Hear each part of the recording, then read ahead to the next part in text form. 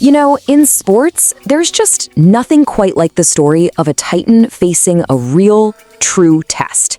It's that monumental clash. You know, the unstoppable force meets the immovable object.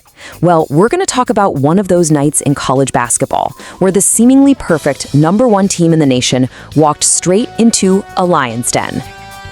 Just look at that number, 23 wins and 0 losses. That was the incredible, spotless record of the Arizona Wildcats. I mean, they weren't just the #1 team in the country, they were the undisputed, unanimous, and, well, up until this night, the unbeatable force in college basketball. So that really raises the ultimate question, doesn't it? When a team is playing at this high of a level, riding a crazy long winning streak, how do you even begin to game plan for that? How does any team stand a chance against a force of nature that just, well, doesn't know how to lose? So, the challenger? The #9 ranked Kansas Jayhawks. And the battleground was one of the most legendary arenas in the entire sport, Allen Fieldhouse.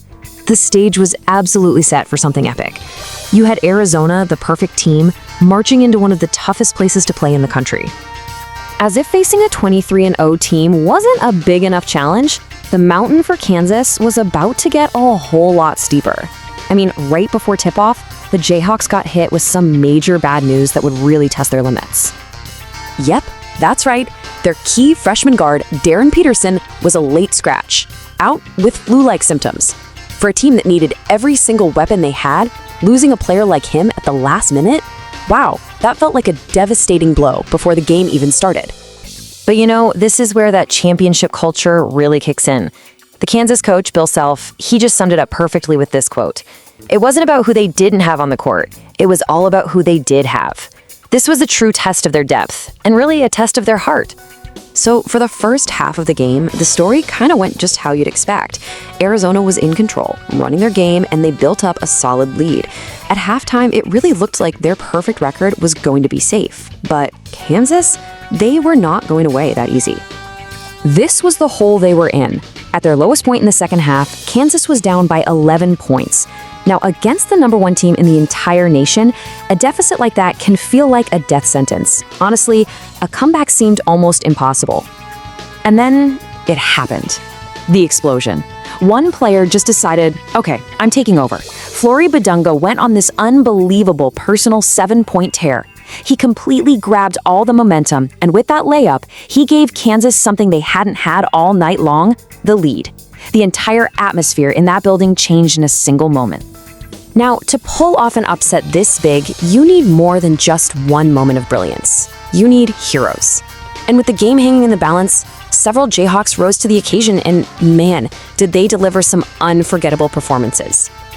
Okay, let's start with the guy who lit the fuse on the comeback. Flory Bidunga was an absolute force out there. He finished the night with a monster double-double, 23 points on an incredibly efficient 8 for 11 from the floor, and he snatched 10 crucial rebounds. Just a totally dominant game.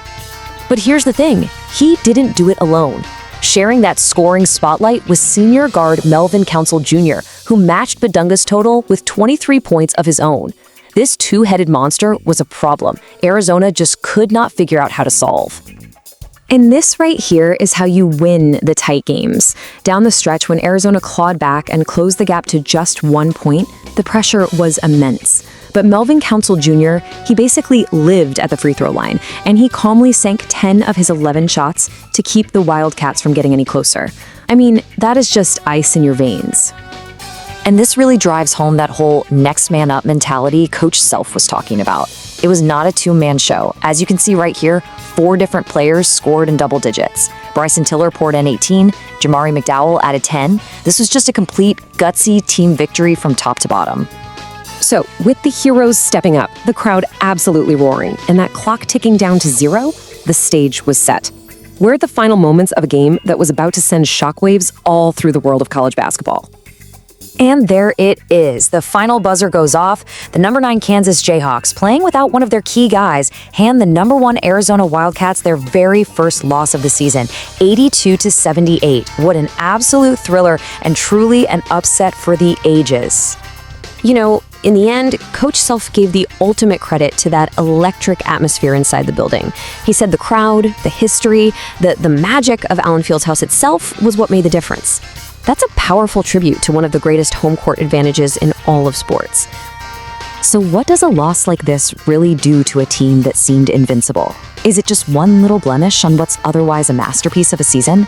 Maybe a wake-up call that actually makes them stronger? Or is it something more?